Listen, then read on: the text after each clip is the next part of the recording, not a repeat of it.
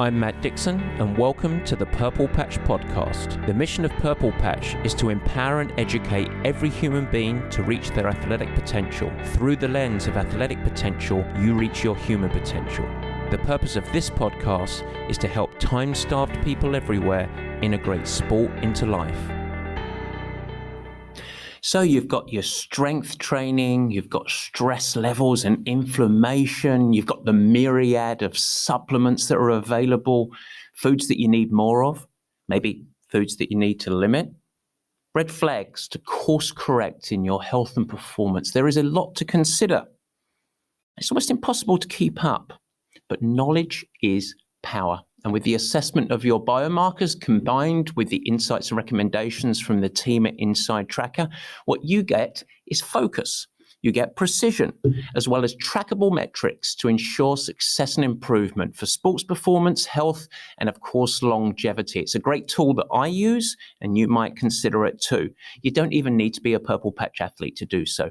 All you need to do is head to insidetracker.com/purplepatch, and you can use this code PurplePatchPro20, and you get 20% off everything at the store. All right, let's buckle up and dive in. I hope that you enjoy the show.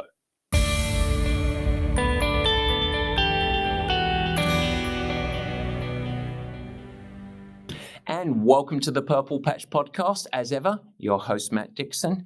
And today it is part 2 of our observations and lessons so far as we find ourselves at the midpoint of 2022. And this week we get to narrow our focus a little bit. We dive into endurance sports and triathlon performance. What is going on in the world there? If you missed last week, I encourage you to head back and watch, because that really lays the foundation of much of the discussion that we're going to have today.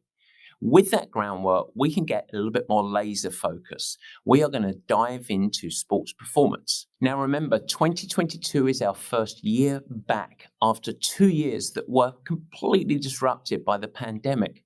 We navigated cancelled races and events, delays, limited productions of events, and a whole bunch of training without a specific goal-driven focus to it. And so many people lost their compass. It was really, really challenging. Now, some people navigated really well. They leveraged the training time to their benefit. But yes, others did struggle, both mentally and physically, because they felt untethered. So no matter what your journey was through there, 2022, I think we can all agree, has been on. And so what have we seen so far this season that can help you as you reach the midpoint of the year and you start to plot your second half of the year's performance? Key races coming up? Let's try and maximize it, because it turns out you have plenty in your power to adjust and evolve. But before we reveal, let's do Matt's newsings.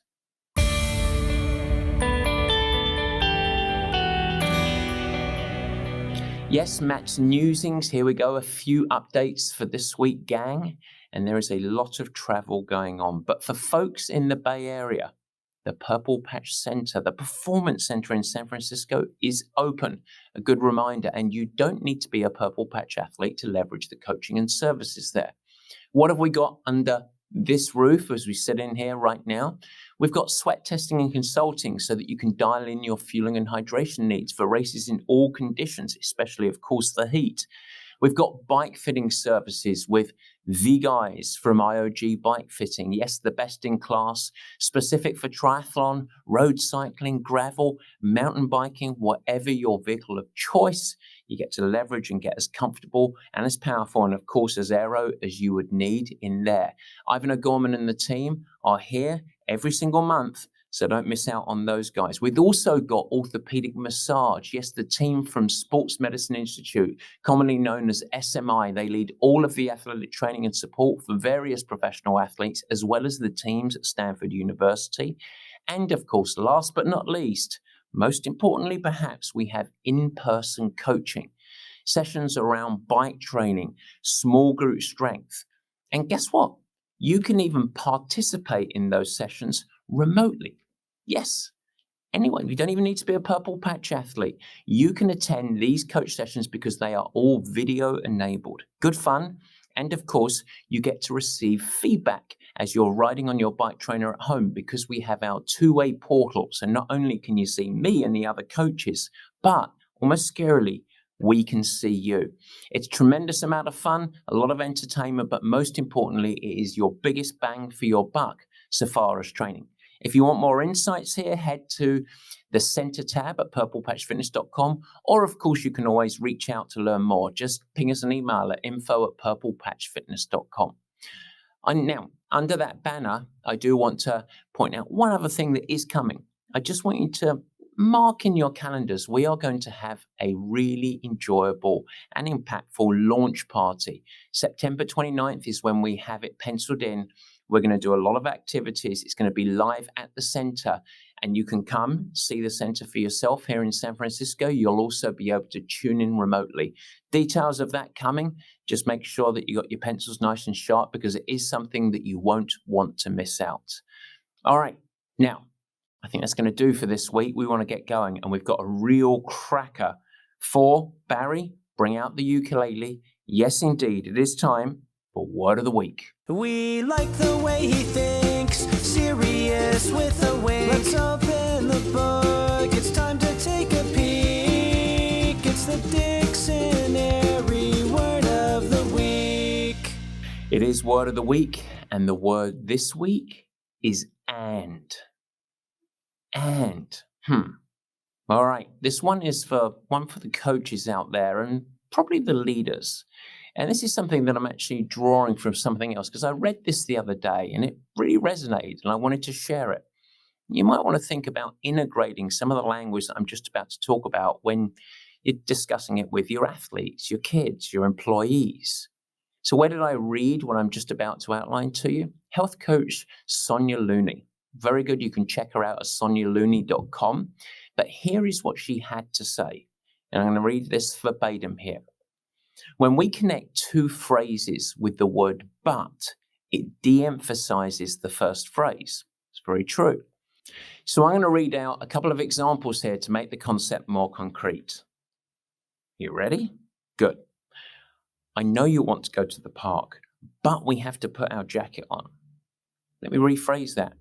I know you want to go to the park, and we have to put our jacket on.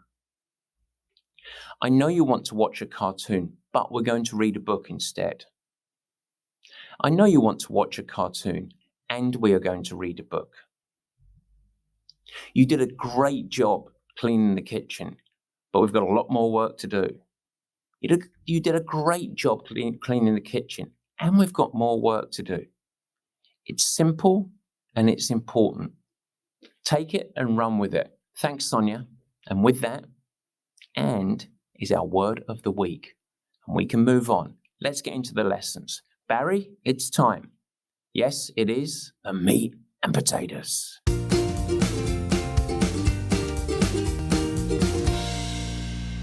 Yes, the meat and potatoes, and we are marching on with episode 2 of our lessons, our observations. As I mentioned in last week's show, myself and the Purple Patch team had a little bit of a powwow, a little bit of a grounding as we meet the halfway point. And I asked the question, what are some of the things that you folks are seeing right now? What are you observing? And we did a little bit of a brainstorming session, and it was so impactful, so powerful, so interesting. I said, we've got to build a show on this, and we decided to build 2 shows. The first one was more in the terms of global performance, and that was last week. So don't miss that episode if you happen to have not listened to it yet, because I think it does create some real grounding of some of the stuff we're going to talk about today. Today, we get a little bit more narrow in focus. We get to talk about performance lessons and observations so far in 2022, anchored more in triathlon and endurance sports. Once again, we managed to distill it down to 5. So what do we have here? We've got some really interesting observations for you. And so I think without further ado, let's get cracking. Observation 1 from the Purple Patch team is athletes' failure to perform within context. We are having a lot, the majority of athletes potentially, folks joining Purple Patch who are reporting injuries or burnout and feeling tired. The trend is back. And that trend is a loss of performance readiness, vibrancy, the ability to actually absorb and adapt to their training program. And so, why is this happening? What are my thoughts on this? Well, I think what we experienced as endurance athletes was a shrinking of life throughout the last couple of years. Things really got more slow. We had less travel, we had less events, we had less commuting times, and so things got a little bit more simple. And what emerged over that, after we'd navigated through some of the anxiety and adjustments of living with these new blended lives, is we created our own new performance recipe, our training program that fitted into this more simple and slow lifestyle that we had. It was almost forced upon us. Let's call it the pandemic plan. And we weren't interrupted with really frequent races that were testing both our systems as well as our musculoskeletal systems. We were just weaving a nice training program that fit within the context of this life. Now, as we come back into 2022 and the world opens up and we re-accelerate, and as we talked about last week, life is accelerating. Ladies and gentlemen, it is on. But what is happening with a lot of athletes is there isn't the ability, there's a big failure to adapt their training plan and approach back in sync with the fact that life is accelerating. It's really busy. And so we're really starting to see way too many athletes, for my liking, that are looking to maintain the same, let's call it pandemic training program, under the context of an environment in where the total stress accumulation from the other aspects of life is simply too high. As we dig into these and we talk to athletes, it's the same patterns that are showing that we saw pre-pandemic. Sleep patterns are dropping off. Positive habits around fueling and nutrition become sort of an afterthought. Much less self-care and mobility work going on. And ultimately, all of that adds up to their training program leading to maladaptation. In other words, a lot of injury, a lot of fatigue accumulation, a lot of frustration. And so while there was and still is this great opportunity to draw the lessons, to build off of the training program that we were doing through the last couple of years and actually seek some magical performances, which interestingly, we are seeing that as much as we are this side of stuff, there are way too many athletes that are really, really struggling. And so with that in mind, I think it's important for us to remember, and that's remember the mission. Our goal is to absolutely maximize the training load that you can sustain and achieve positive adaptations. And that's why we have that phrase, performance within the context of life. And so right now, if your life is getting busier, travel, kids' school and sports that are back with a vengeance, the return of a commute potentially, travel for business, whatever it might be, it remains a fact, a lifelong fact, that your training approach must adapt. It isn't a retreat, a failure to scale your total of training hours if you nail the right number of hours for you within the context of life. That's not going backwards. That's being smart. That's ensuring that you continue to move forwards. And so, make sure that you adapt your training programs to this new life, this busy life, so that you can achieve positive adaptations and continue to grow. The failure is being stubborn, removing positive habits, and going down the cul-de-sac of fatigue and injury. Observation number one, very important.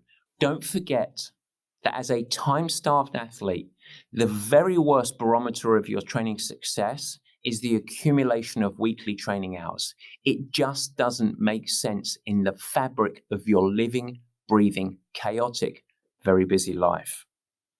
All right.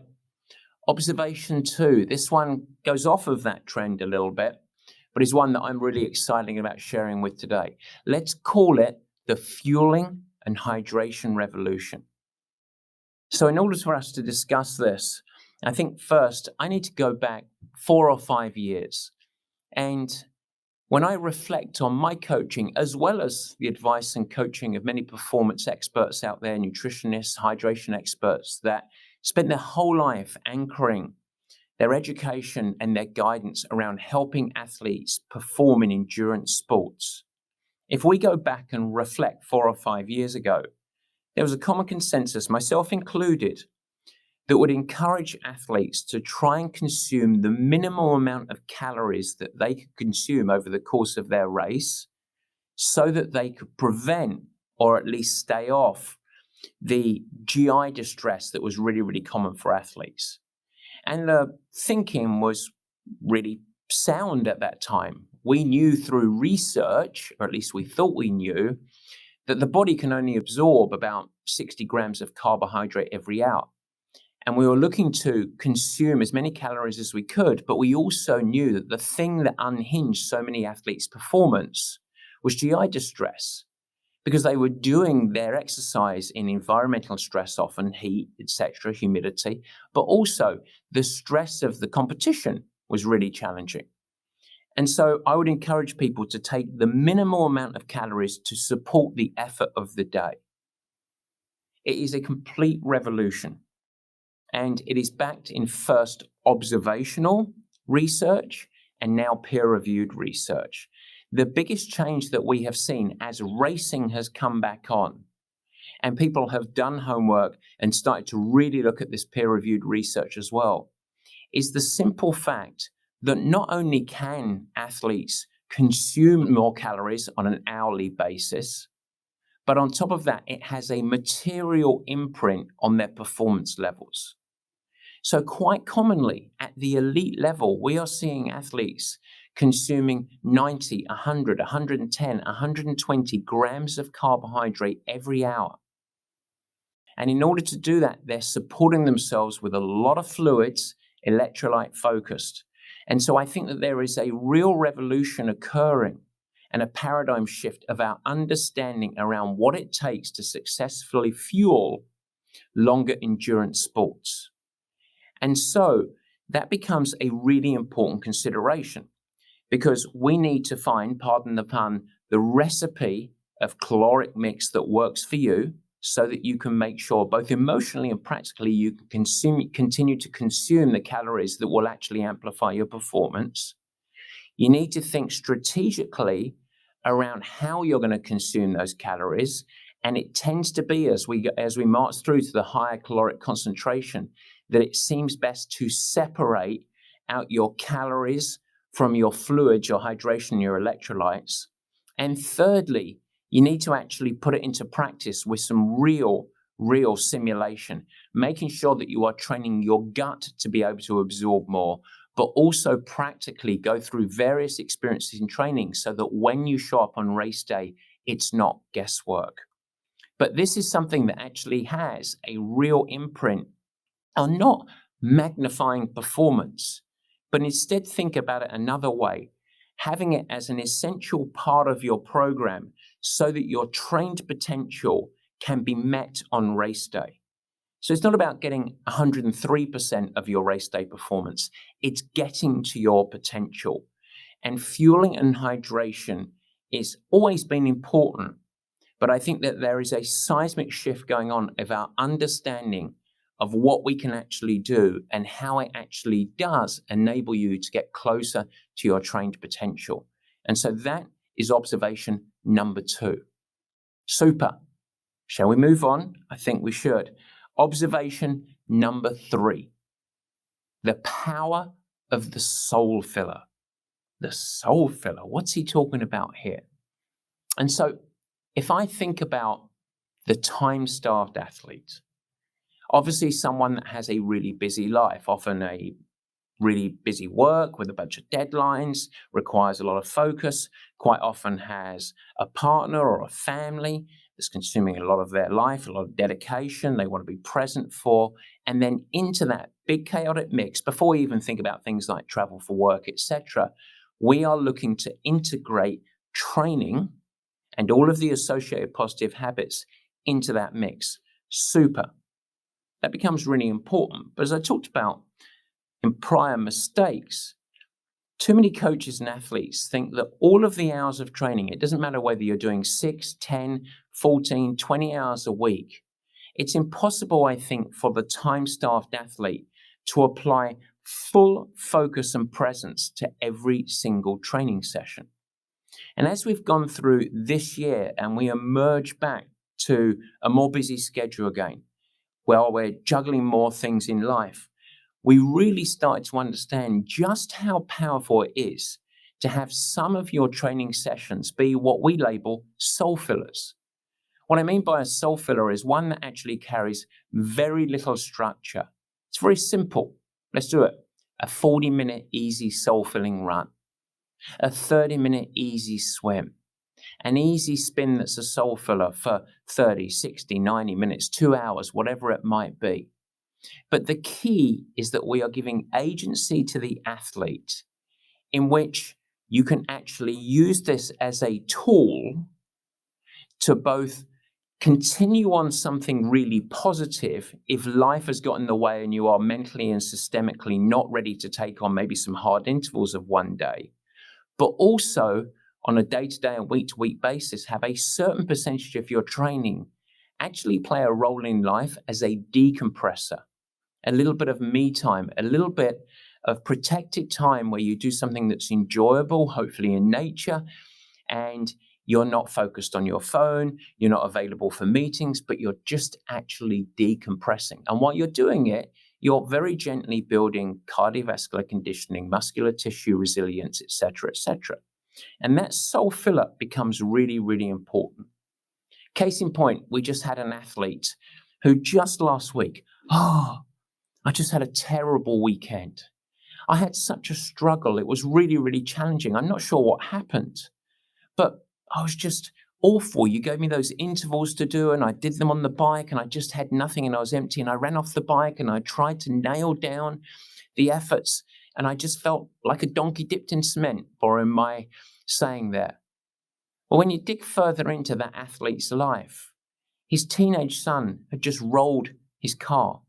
Absolutely safe, absolutely healthy, but really, really mentally stressful. Life had brought an unexpected event that caused both logistical and emotional strain.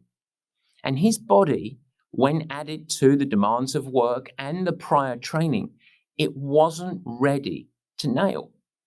And so rather than chasing intervals again on Tuesday, 2, 3, 4 days, where we keep him moving, not resting, not taking a break, not throwing his continuation of the journey to the side, but instead moving to a soul-filling side and component. Remove all of your intensity.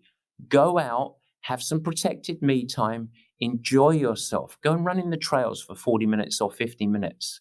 And you know what happened as we came out of this? He evolved, and when his body and mind was ready, he knew, he felt it. Give me some intervals. By that next Thursday, boom, right back into it.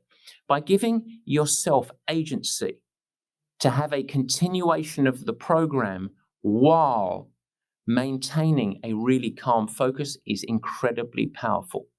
And so I think it's important as we reach this midpoint that sometimes in your training program, you need to listen to your nervous system. You need to listen and have an honest conversation with yourself. You need to look in the proverbial mirror and say, why am I feeling frazzled? Is it really smart for me to drive on with intervals? Or can I use my joker? Can I use my soul-filling training? Not to run away from the hard work ahead because growth needs discomfort, but to ensure that I can actually maintain progression in the bigger picture. And it becomes really, really important. For the athletes that have really adopted this, and it's a now acute phase of purple patch, the power of the soul filler, I think it's become an instrumental tool in our overall coaching library.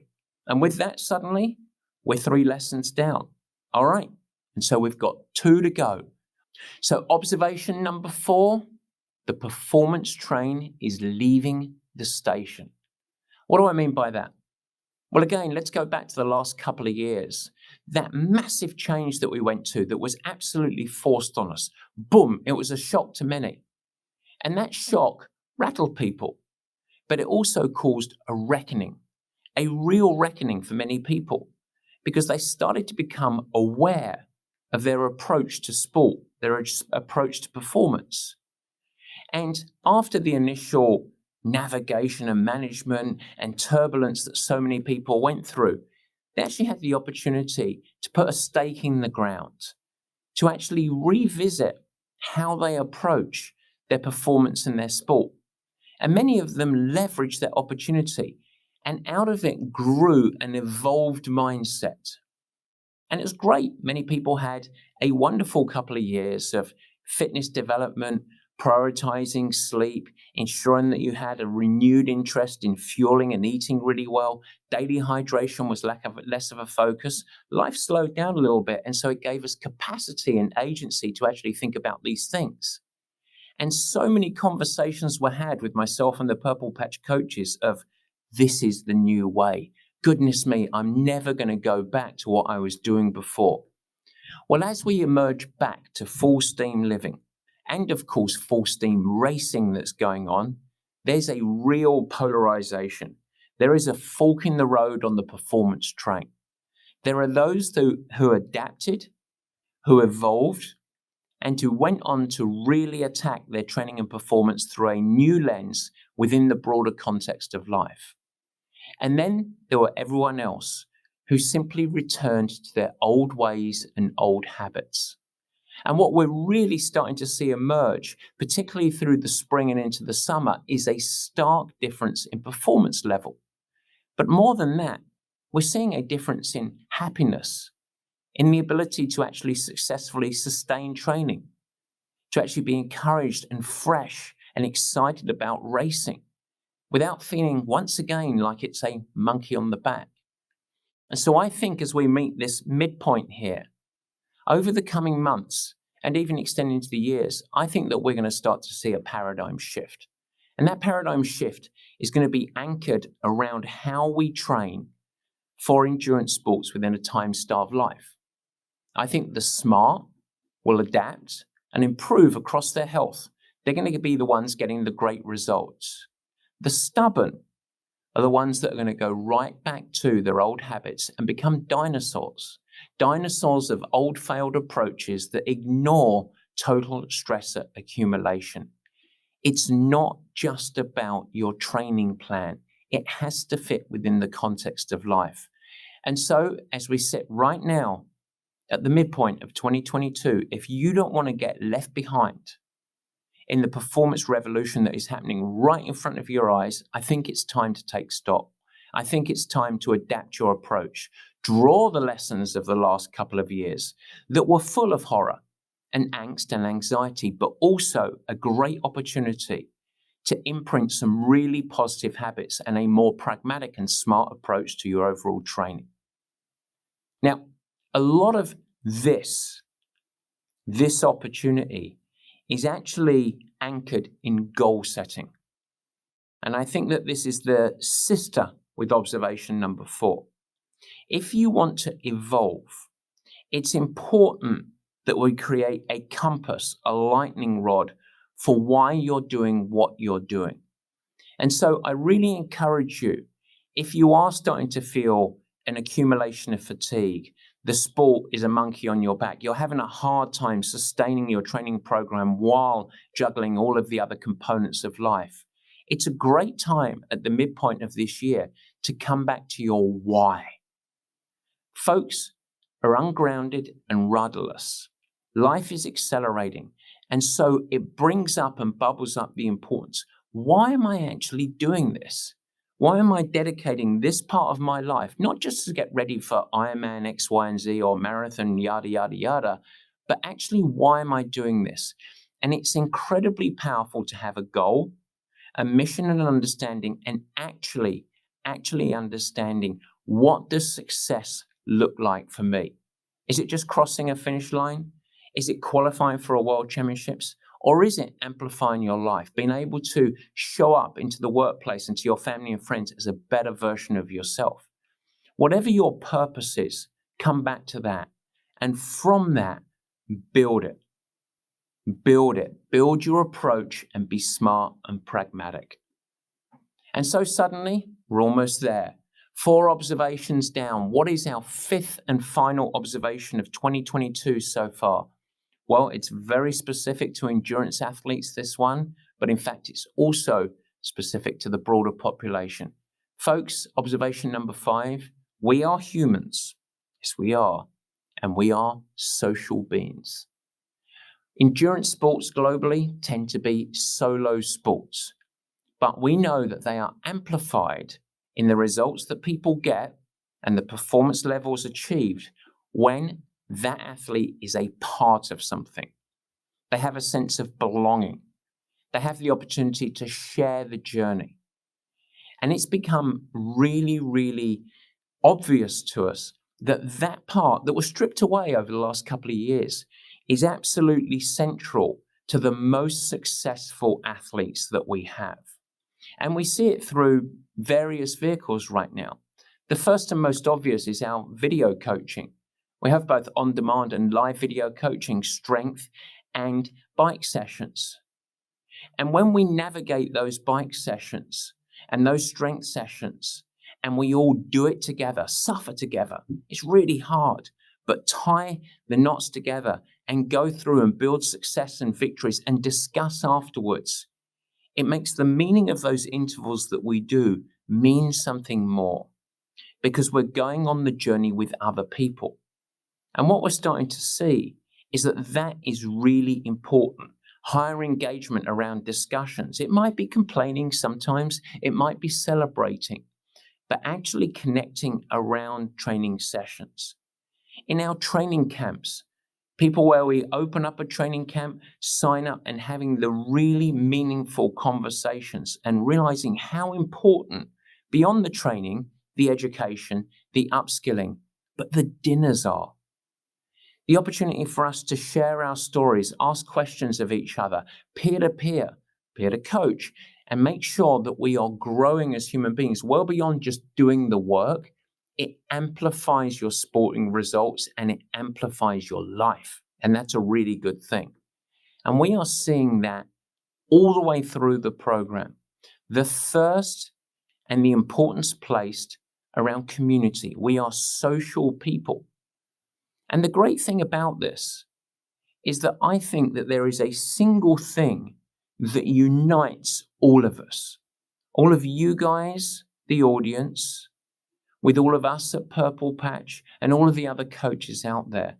And that's a simple fact that at its baseline level, whether you're chasing a world championships or you're just contemplating taking on your very first event, the thread that weaves through all of us, that unites us all, that is the central lightning rod that we can build everything around, is a simple desire to improve. And what that means is that with that perspective, with that being the most important thing, not who the fastest is or who's won the most world championships or who's done the most marathons, all of that is great, but it's fluff. The desire to improve. Under that lightning rod, when we orb around that, that means that everyone is welcome. All levels, all backgrounds, all ability, all goals. The simple respect and the shared journey of I'm trying to get better. I'm trying to show myself that my dedication, my hard work, my commitment is going to lead to growth and something that I can really be proud of and have knock-on effects for that. And so as you go through the second part of this year, if you are a little bit of a lone wolf in whatever program that you're a part of, wherever you live, get involved. It can be in person with teams and groups and clubs. It can be online with programs such as ours. But make sure that you become a part of something. A part of that will really help you is it's a natural gateway for you to remove some of the obsessive natures that dominate a lot of endurance athletes' mindset. Don't worry too much about that word that I think is overemphasized, specificity. People think that specificity is that every minute of every day, of every training session needs to be monitored and measured and exact. Goodness me, it's a failure. I wanted to do 250 watts and I only went 249. Let that go a little bit in the pursuit of the huge benefit of being a part of something. Don't get paralyzed by the metrics. I encourage you to lean into others, to learn. It's going to amplify your soul, but also amplify your performance. Isn't that a nice way to end? 5 observations in the triathlon space and the endurance world as you march forward to the rest of 2022. I ask you, what can you improve? Are you going to be a dinosaur or adapt? Are you going to lean into others and amplify your performance? Are you going to start to think about fueling and hydration as an essential part of your program, or continuing as something that I should maybe think about as a supplement? You know the answers, so take action. I hope that helps. We'll see you next week. Take care. Guys, thanks so much for joining and thank you for listening. I hope that you enjoyed the new format. You can never miss an episode by simply subscribing. Head to the Purple Patch channel of YouTube and you will find it there and you could subscribe. Of course, I'd like to ask you, if you will subscribe, also share it with your friends, and it's really helpful if you leave a nice positive review in the comments. Now, any questions that you have, let me know. Feel free to add a comment and I will try my best to respond and support you on your performance journey. And in fact, as we commence this video podcast experience, if you have any feedback at all, as mentioned earlier in the show, we would love your help in helping us to improve. Simply email us at info@purplepatchfitness.com or leave it in the comments of the show at the Purple Patch page and we will get you dialed in. We'd love constructive feedback. We are in a growth mindset, as we like to call it. And so feel free to share with your friends. But as I said, let's build this together.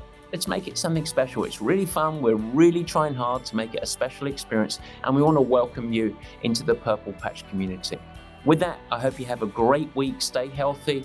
Have fun, keep smiling, doing whatever you do. Take care.